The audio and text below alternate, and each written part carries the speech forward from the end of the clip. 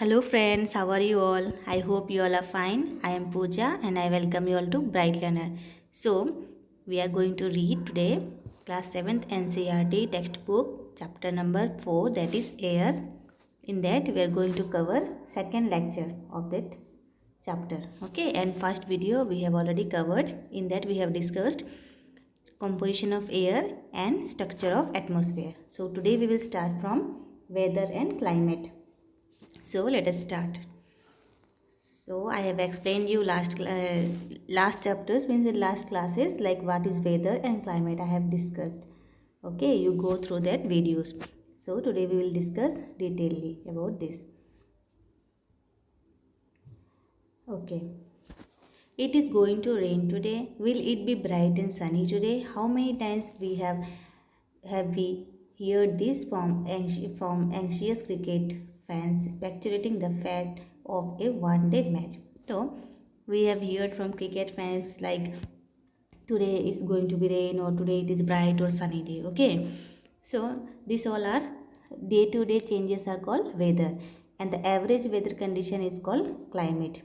Okay, if we imagine our body to be a radio, okay, this no it. So weather is sometime, okay, weather is this hour to hour day to day condition of the atmosphere. तो weather क्या है, ये our to our changes है और ये day to day changes होता है हमारे एटमोसफेयर का. ए हॉट और ह्यूमिड वेदर में मेक वन इरिटेबल. तो ये जो गर्मी जो होती है, चिपचिपाहट जो होती है, ये हमें बहुत परेशान करती है. ए प्लीजेंट ब्रीजी वेदर में make one cheerful and even plan for an out going. तो अगर वेदर थोड़ा ठंडा होता है, थोड़ा कूल कूल होता है, तो हमें कहीं घूमने का मन करता है, इन्जॉयमेंट करने का मन करता है. Weather can change dramatically from day to day. तो वेदर क्या है, वो हर दिन चेंज होते रहता है, अलग अलग changes. However, the average weather condition of a place for a longer period of time represents the climate. तो जो एवरेज वेदर कंडीशन होता है कोई भी जगह का, स्पेसिफिक जगह का, बहुत लंबे दिनों तक, उसे हम कहते हैं क्लाइमेट. ओके, मुझे होप है कि आप लोग को ये डिफरेंस समझ आया होगा कि वेदर किसे कहते हैं और क्लाइमेट किसे कहते हैं. Now do you understand why we have daily weather forecast. Okay, अभी आपको समझ आया होगा कि डेली हमें वेदर फोरकास्ट न्यूज़ चैनल्स में क्यों होता है. Okay, so you will be surprise. ये देखिए ब्लू बॉक्स में, do you know, you will be surprise to know that the earth receives only 1 in 2 billion parts of the sun's energy. तो हमारा जो अर्थ है सिर्फ 1 पार्ट लेता है 2 बिलियन सन का एनर्जी के. आप इमेजिन कर सकते हो कितना कम लाइट है, फिर भी हमें वो सफिशिएंट होता है. फिर है, देखिए यहाँ पे टेम्परेचर. टेम्परेचर पढ़ते हैं, टेम्परेचर का मतलब तापमान. ठीक है, the temperature you feel every day is the temperature of the atmosphere. तो जो हमें जो कभी कभी गर्मी लगती है, कभी ठंडा लगता है, कभी नॉर्मल वेदर लगता है, तो ये सब क्या है, ये एटमोसफेयर का चेंजेस होता है. Okay, the degree of hotness and coldness of air is known as temperature. तो जो हवा का जो गर्माहट है या फिर जो उसका ठंडा है, उसे हम एटमोसफेयर कहते हैं. The atmosphere of the temperature of the atmosphere changes not only between day and night but also from season to season. तो ये टेम्परेचर जो है वो सिर्फ ना ही वो दिन और रात में वो चेंज होता है, बल्कि वो एक सीज़न से एक मौसम से दूसरे मौसम में भी वो चेंजेस होता रहता है टेम्परेचर को. Summers are hotter than winter. तो समर सीजन में क्या होता है, हॉट होता है, और विंटर्स में कोल्ड होता है. ठीक है, An important factor that influences the distribution of temperature is insolation. तो ये जो इम्पोर्टेंट फैक्टर है जो हमारे तापमान को वेरी करता है, अलग अलग चेंजेस करता है, कभी गर्म कभी ठंडा, तो वो किस चीज़ से होता है, वो है इंसोलेशन से. आइए देखते हैं इंसोलेशन क्या है. ये डिफिनेशन देखिए, insolation is the incoming solar energy intercept by the earth. तो ये जो इंसोलेशन है ना, ये सन से जो हीट प्रोड्यूस होता है, जो हमारा अर्थ रिसीव करता है, उसे हम कहते हैं इंसोलेशन. ओके, जो अर्थ से ये एनर्जी आते हैं सन्स में और जो सन इसे ऑब्जर्व करता है, उसे हम इंसोलेशन कहते हैं. The amount of insolation decreases from the equator towards the pole. तो इक्वेटर से जितना वो पोल्स की तरफ जाएगा, उतना ही जो ये इंसोलेशन है वो डिक्रीज होते रहेगा. ठीक है, therefore the temperature decreases in the same manner. Now do you understand why poles covered with snow. तो पोल्स में स्नो क्यों कवर है? क्योंकि वहाँ पे इंसुलेशन बहुत ही कम होता है, इक्वेटर से वहाँ डिक्रीज होते रहता है, इसीलिए वहाँ पे स्नो से कवर हुआ रहता है एंटार्क्टिक सर्कल और आर्टिक सर्कल में। Now if the earth temperature rises too high, तो अगर अर्थ का टेम्परेचर बहुत ही ज़्यादा हो गया, हाई हो गया, it could become too warm for some crops to grow, तो कुछ क्रॉप्स के लिए वो डिफ़िकल्ट हो जाएगा ग्रो होने के लिए। Temperature in cities is much higher than that of villages, तो जो सिटीज़ के टेम्परेचर है वो बहुत ज़्यादा है than villages. The concrete and the metals in building and the asphalt of roads get heated up during the day. तो दिन के समय क्या होता है? सनलाइट होता है। उस टाइम क्या होता है? जो शहर में सिटीज़ में जो ये कंक्रीट होते हैं, पत्थर, जो बिल्डिंग जिस चीज़ों से बनता है वो सब क्या हो जाते हैं? वो गर्म हो जाते हैं और रोड भी गर्म हो जाता है। और रात में क्या होता है? और ये जो गर्म होकर जो हीट उसमें एब्जॉर्ब हो जाता है ना, तो वो जो हीट वो रात में वो रिलीज़ होता है, तो रात में वो heat is release during the night, ये सब जो हीट है वो रात में वो बाहर निकलता है। Also the crowded high rise buildings of the cities trap the warm air and thus raise the temperature the cities, तो ये जो बड़े बड़े बिल्डिंग्स होते हैं जो वो है जो हाई जो टेम्परेचर है उसे वो ट्रैप कर लेते हैं और रात में उसका टेम्परेचर बढ़ जाता है, वो वार्म एयर को वो ट्रैप कर लेते हैं। ओके, तो इधर देखिए ये यहाँ पे वेदर इंस्ट्रूमेंट्स, तो वेदर के क्या क्या इंस्ट्रूमेंट्स होते हैं? देखिए नंबर 1 थर्मोमीटर, थर्मोमीटर से हम फीवर भी चेक करते हैं, मेजर्स द टेम्परेचर, तो हमारा बॉडी का टेम्परेचर वो मेजर करता है। फिर है barometer, barometer measures atmospheric pressure, तो हमारा जो एटमॉस्फेयर का प्रेशर है वो हम बैरोमीटर से चेक कर सकते हैं। फिर है रेन गॉज, रेन गॉज से आपको ये पता लग गया होगा कि वो हम उससे रेनफॉल का अमाउंट हम मेजर कर सकते हैं। फिर है विंड वेन, विंड वेन से भी आपको पता लगा होगा कि shows the direction of the wind, तो विंड वेन से हम विंड का डायरेक्शन पता लगा सकते हैं। नाउ ये देखिए डीयूनो में the standard unit of measuring temperature is degree Celsius, तो जो स्टैंडर्ड जो यूनिट है टेम्परेचर को मापने के लिए वो है हम डिग्री सेल्सियस, डिग्री सेल्सियस हम इस ऐसे लिखते हैं, ठीक है, डिग्री सेल्सियस ऐसे लिखते हैं। It was invented by Android Celsius, तो इसे इन्वेंट किया है एंड्रॉयड सेल्सियस ने। On the Celsius scale the water freezes at 0 degree, तो वाटर फ्रीज होता है 0 डिग्री सेल्सियस में और वाटर बॉयल होता है 100 डिग्री सेल्सियस में। ओके, फिर दूसरा देखिए air pressure,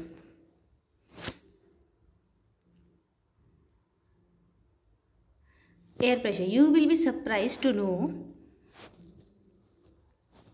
You will be surprised to know that air above us presses us with a great force on our body.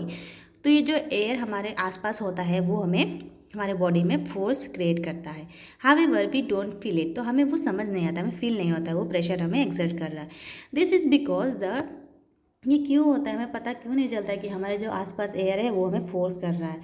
Because the air pressure as from all directions and our body exerted counter pressure, तो ये जो air pressure है वो पूरे direction से हमें exert करता है और हमारा बॉडी जो है उसके बदले एक काउंटर प्रेशर क्रिएट करता है। Air pressure is defined as the pressure exerted by the weight of air on the earth surface, तो एयर प्रेशर क्या है? एयर प्रेशर वो एक ऐसा प्रेशर है जो एक्सर्ट करता है, उसका वेट हमारे जो वेट ऑफ द एयर होता है वो हमारे अर्थ के ऊपर सरफेस में। As we go up the layer of atmosphere the pressure falls rapidly, तो हम जितना ही हम एटमोसफेयर के लेयर में जाएंगे, ऊपर ऊपर जाएंगे, तो वो जो प्रेशर होता है वो कम हो जाता है। The air pressure is highest at sea level and decreases with height, तो जो एयर प्रेशर होता है ना वो सी लेवल में हाईएस्ट होता है और डिक्रीज होता है हाइट बढ़ने से वो डिक्रीज हो जाता है एयर प्रेशर। तो horizontally the distribution of air pressure is influenced by temperature of air at A given place, तो हॉरिजेंटली कैसे कहते हैं? हॉरिजेंटली ऐसे ऐसे जो डिस्ट्रीब्यूशन होता है एयर को वो कैसे वो इन्फ्लुएंस होता है, वो एयर के माध्यम से वो अलग अलग प्लेसेस में अलग अलग टाइप का टेम्परेचर हो जाता है, ठीक है। In areas where temperature is high the air get heated and rises, तो जिस एरिया में टेम्परेचर जो है वो ज़्यादा होता है वहाँ पे एयर जो है वो गर्म होकर वो ऊपर की ओर राइज हो जाता है। This creates a low pressure area, तो इसकी वजह से क्या होता है उधर पे लो प्रेशर एरिया क्रिएट हो जाता है। Low pressure is associated with cloudy sky and wet weather, तो लो प्रेशर क्या होता है, वो जहाँ पे लो प्रेशर क्रिएट होता है गर्म हवा की वजह से, वहाँ पे क्लाउडी स्काइज होते हैं और वेट वेदर होता है। In areas having low temperature, तो जो जगहों पे, अभी तो हमने हाई टेम्परेचर के बारे में हमने देखा, अभी हम देखते हैं लो टेम्परेचर में है द एयर इज कोल्ड। तो लो टेम्परेचर में क्या होगा, जो एयर होगा वो ठंडा होगा, और हायर टेम्परेचर में हवा जो होगा गर्म होगा, ठीक है। और लोअर टेम्परेचर में air is cold, it is therefore heavy. तो ठंडा होने से एयर क्या होता है, हैवी होता है, और गर्म होने से एयर लाइटर होता है। Heavy air sinks and creates a high pressure area. तो देखिए ये एयर जो है वो कोल्ड है और वो हैवी है, भारी है, तो वो सिंक, वो नीचे की ओर, वो सरफेस की ओर वो मीन्स प्रेशर एग्जर्ट करता है, ठीक है। High pressure is associated with clear and Sunny sky. तो जो हाई प्रेशर का एरिया होता है वहाँ पे वो क्लियर एंड सनी स्काई होता है। The air is always moves from high pressure area to lower pressure area. तो एयर जो है वो हमेशा हाई प्रेशर एरिया से लोअर प्रेशर एरिया में मूवमेंट होता है एयर का। Okay, now wind. देखिए ब्लू बॉक्स में, a wind is name after the direction from which it blows. तो विंड जो है जो डायरेक्शन से बहता है उसी डायरेक्शन, उसी नाम से हम उसे बुलाते हैं। That is example, the wind blowing from the west is called westerlies. तो जो विंड वेस्ट से आता है उसे हम वेस्टर्ली कहते हैं। The movement of air from high pressure area to low pressure area called wind. तो ये जो हवा का जो मूवमेंट है हाई प्रेशर से लो प्रेशर तक, उसे हम विंड कहते हैं, that is called wind. You can see wind at work as it blows dry leaves down the pavement or uproots this during a storm. तो विंड जो है कभी कभी इतना सॉफ्ट होता है कि वो हल्का जो ड्राई लीव्स है उसे भी उड़ा के ले जाता है, और कभी कभी स्टॉर्म के रूप में जो पेड़ के जो जड़ होते हैं उसे भी वो उखाड़ फेंकता है। Sometimes when the wind blows gently, you can even see it blowing away smokes or fine dust. तो कभी कभी विंड इतना हल्का से होता है कि वो एक डस्ट या फिर वो जो स्मोक्स होते हैं उसे भी वो ब्लो करके लेके जाता है।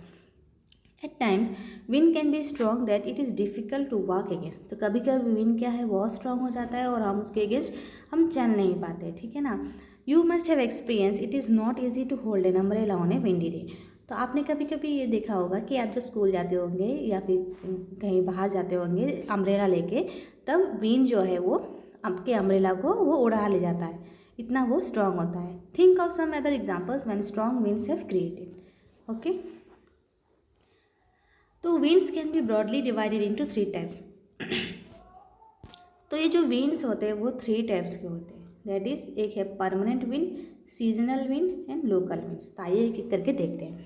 तो परमानेंट विंड्स क्या होता है, the trade wind westerlies and easterlies are permanent winds. तो ये जो ट्रेड विंड्स है जो वेस्टर्ली वेस्ट से आता है, ईस्टर्ली ईस्ट से आता है, ये सब जो होते हैं वो दोनों जो होते हैं वो परमानेंट विंड होते हैं। This blow constantly through out the year in a particular direction. तो ये जो है वो कांस्टेंट में वो हर साल वो एक जगह से दूसरे जगह ये मूवमेंट होते रहते हैं एक ही डायरेक्शन में। अभी है seasonal wind. This winds change their direction in different season, for example monsoon India. तो सीजनल जो विंड है वो अपना डायरेक्शन चेंज करते हैं डिफरेंट सीजन्स में, जैसे कि monsoon in India. Okay, now it is local wind. This blows only during a particular period of a day or year in a small area. तो ये जो है एक पार्टिकुलर पीरियड में, वो भी एक दिन में और साल में, ये एक जगह से दूसरी जगह ये बहते हैं एक स्मॉल एरिया में, छोटी सी जगह में। For example land and sea breeze, land और सी ब्रिज के उधर। Do you recall the hot and dry local wind of northern plains of India, that is called loo. तो लू एक लोकल विंड का एग्जाम्पल हो गया। ओके, तो ये देखिए major pressure belts and wind system. तो देखिए ये इधर है हाई प्रेशर, इधर हाई प्रेशर कोल्ड एरिया में। फिर देखिए sub polar low pressure, sub polar low pressure equatorial है। फिर देखिए यहाँ से ये है polar easterlies, okay, then prevailing westerlies, then north east trade wind, then south east trade wind, then prevailing westerlies, okay, then polar easterlies. Now let us move on to moisture. moisture. Okay, water in which water is containing, that is called moisture. When water evaporates from land and different water bodies, it becomes water vapor. तो जो बहाव जो ये जो water है वो जो water vapour है, जब लैंड से, मिट्टी से या वो दूसरे कोई तालाब से या लेक से, रिवर से वो जब इवापोरेट होता है वो, तब हम उसे वाटर वेपर कहते हैं. Moisture in the air at any time is known as humidity. तो मॉइस्चर जो है, जो हवा में जो नमी होता है, चिपचिपाहट, उसे हम कहते हैं humidity. When the air is full of water vapor, we call it a humid day. तो जब हवा में ज़्यादा वाटर कंटेन होता है तब उस दिन हमें कहते हैं ह्यूमिड डे, उसे हम ह्यूमिड डे कहते हैं. As the air gets warmer, तो जब ये एयर वार्म हो जाता है, गर्म हो जाता है, its capacity to hold the water vapour increases and so it becomes more and more humid. तो जब हवा गर्म हो जाता है तो उसका जो कैपेसिटी है ना हवा को पकड़ने का, वो बढ़ जाता है, और उस टाइम क्या होता है, उस दिन को हम मोर ह्यूमिड हो जाता है, उस दिन मोर ह्यूमिड हो जाता है. ठीक है, हवा गर्म होने से. On a humid day clothes takes longer to dry and sweat from our body does not evaporate easily. तो ठीक है, तो उस टाइम क्या होता है, ये जो कपड़े जो है सूखने के लिए टाइम लगते हैं, और जो हमारे बॉडी से पसीना है वो सूखने के लिए भी टाइम लगता है, making us feel uncomfortable. Okay, then when water vapour rises it starts cooling. तो ये जो वाटर वेपर ऊपर की ओर बढ़ता है तब ये ठंडा होने लगता है. ठीक है, जितना ऊपर जाएगा उतना ये ठंडा होगा. The water vapour condenses causing formation of droplets of water. तो ये ऊपर की ओर जाके कोल्ड होके फिर ये कंडेंस होके फिर ये कंडेंस हो जाते हैं, फिर ये जो कंडेंस हो जाते हैं, फिर ये ड्रॉपलेट्स फॉर्म हो जाते हैं बारिश के रूप में, प्रिसिपिटेशन होने लगता है. ठीक है, clouds are just masses of such water droplets. तो ये ऊपर जाके ये जो वाटर है कंडेंस होके फिर ये क्लाउड बनते हैं, फिर इसमें वाटर ड्रॉपलेट्स होते हैं, क्लाउड्स. ठीक है, ये क्लाउड्स के अंदर वाटर ड्रॉपलेट्स होते हैं. Clouds are just masses of water droplets. When these droplets of water became too heavy to float in air, then they come down as a precipitation. तो ये जो मास ऑफ वाटर ड्रॉपलेट्स है, ये clouds है, जब ये heavy हो जाते हैं तब ये बारिश बन के हमारे अर्थ में गिरते हैं. ठीक है, आपको समझ आया होगा ये बारिश कैसे होता होगा. Okay, jet planes flying in the sky leaves a white trail behind them. तो आपने जेट प्लेन्स को देखा होगा, जब अब ये ऊपर की स्काई में जाते हैं तब ये अपने पीछे की ओर कुछ वाइट कलर का एक लाइन छोड़ के जाते हैं. वो सब क्या है देखते हैं. The moisture from their engines condenses. तो ये जो उनके इंजन से जो मॉइस्चर निकलता है ना, ड्रॉपलेट्स ऑफ, वो कंडेंस हो जाता है ऊपर. We see trails of this condense moisture of some time when there is no air movement to disturb it. तो वहाँ पे अगर कोई एयर मूवमेंट नहीं हो रहा है, डिस्टर्ब नहीं हो रहा है, तब ये फॉर्म हो जाता है. Precipitation that comes down to the earth in liquid form is called rain. तो ये जो वाटर वेपर का जो मास होता है, क्लाउड्स, वो जो ड्रॉपलेट्स नीचे गिरते हैं, उसे हम कहते हैं प्रिसिपिटेशन. और ये प्रिसिपिटेशन जब हमारे अर्थ में आता है लिक्विड फॉर्म में, उसे हम कहते हैं rain. Most of the ground water comes from rain water. तो ये जितने भी ग्राउंड वाटर है ना, उसे हम रेन के द्वारा हमें वो मिलता है. Plants help preserve water. तो ये जो प्लांट्स होते हैं ना, वो वाटर को प्रिजर्व करने के लिए हेल्प करते हैं. When trees on hills sides are cut. तो हिल्स की ओर अगर ये ट्रीज को हम काट देंगे, ठीक है, अभी काट देंगे, तो क्या होगा, rain waters flows down the bare mountain and can cause flood of low lying area. तो यहाँ पे ट्री है, ठीक है, अगर ये काट दिया तो यहाँ पे कुछ भी ट्री नहीं बचा, तो यहाँ पे रेन आया तो यहाँ से ये पानी इधर गिरा, और ये जो लो लाइन एरिया में है यहाँ पे ये फ्लड हो जाता है. तो अगर रेन आके इधर गिरता है, ये ट्री के जो रूट्स है यहाँ पे ये एब्जॉर्व कर ले, तो यहाँ पे जो लो लाइन एरिया है यहाँ पे वो फ्लड नहीं होता. ठीक है, ये है डिफरेंस. इसीलिए हमें मोर प्लांट्स करना चाहिए, ट्री को बहुत हमें प्लांट उगाना चाहिए. So on the basis of mechanism there are 3 type of rainfall. तो हमारे यहाँ हम देख सकते हैं यहाँ पे 3 टाइप्स के रेनफॉल होते हैं. The conventional rainfall, the orographic rainfall and cyclonic rainfall. Okay, rainfall is very important for the survival of plants and animal. तो रेनफॉल जो है वो प्लांट और एनिमल के जीने के लिए बहुत ज़रूरी है। It brings fresh water to the earth. तो रेनफॉल क्या है, फ्रेश वाटर अर्थ में लेके आता है, अर्थ के सरफेस में। If rainfall is less, water scarcity and drought occurs. तो अगर रेनफॉल लेस होगा, बारिश कम होगी, तो वाटर स्कैरसिटी होगी और सूखा पड़ने लगेगा। On the other hand, if it is more, flood take places. तो अगर रेनफॉल ज़्यादा भी हो तो फ्लड होना स्टार्ट हो जाएगा। तो do you know other forms of precipitations are snowfall, sleet and hail. तो दूसरे टाइप का क्या है, स्नोफॉल होते हैं, जैसे आप देखिए वो उत्तराखंड में या कश्मीर में स्नोफॉल होता है, फिर स्लीट होता है, फिर हेल, बारिश में देखिए आप गोल गोल बर्फ़ की तरह गिरते हैं ना, उसे हम हेल स्टॉर्म कहते हैं। ये भी अदर फॉर्म ऑफ बारिश का दूसरा टाइप का रूप है। अभी हम देखते हैं टाइप्स ऑफ रेनफॉल। ये पिक्चर देखिए, देयर इज साइक्लोनिक रेनफॉल। तो साइक्लोनिक रेनफॉल क्या होता है, तो जब ये कोल्ड एयर जो वार्म एयर होता है ना, वह ये वार्म एयर और ये कोल्ड एयर जब ये एक साथ मिक्स होता है तब ये क्या होता है, जैसे कि ये वार्म जो एयर है, गर्म एयर, तो ये लाइटर होता है ना, तो ये ऊपर की ओर जाता है, तो ऊपर जाते जाते ये कोल्ड हो जाता है। The rising air then cold and saturation point resulting in heavy rainfall. Okay, तो ये वार्म एयर ऊपर जाके ये कोल्ड हो जाता है और यहाँ पे कंडेंस हो जाता है, यहाँ पे वाटर वेपर ये फॉर्म होके क्लाउड बनता है, फिर यहाँ पे ये प्रिसिपिटेशन होता है। ओके, अभी है ओरोग्राफिक रेनफॉल और रिलीफ रेनफॉल। तो यहाँ पे क्या होता है, ये जो मॉइस्ट एयर होता है, ये ऊपर की ओर राइज होता है, ऊपर की ओर जाता है। ये माउंटेन रेंजेस के इधर जाके ये माउंटेन रेंजेस की ओर ये राइज होता है, और ये राइज होकर यहाँ पे ये कूल हो जाता है, कोल्ड हो जाता है, और यहाँ पे ये ओरोग्राफिक क्लाउड फॉर्म होता है, फिर ये यहाँ पे ये प्रिसिपिटेशन होता है। ओके, अभी है कन्वेंशनल रेनफॉल। कन्वेंशनल रेनफॉल कैसे होता है, जब ये सन जो है हीट होता है, हीट होके लैंड में ये जो मिट्टी है, मिट्टी में हीट होता है, हीट के वजह से यहाँ पे जो वाटर वेपर है ये ऊपर जाते हैं, ऊपर जाके क्लाउड फॉर्म करते हैं, फिर यहाँ से ये वाटर वेपर फॉर्म होता है, यहाँ पे ये प्रिसिपिटेशन फॉर्म होता है, बारिश होती है। ओके, सो चैप्टर यहीं पे ख़त्म होता है। And thank you all. आप प्लीज़ पसंद आए तो लाइक कर दीजिए, शेयर कर दीजिए और सब्सक्राइब कर दीजिए। Thank you.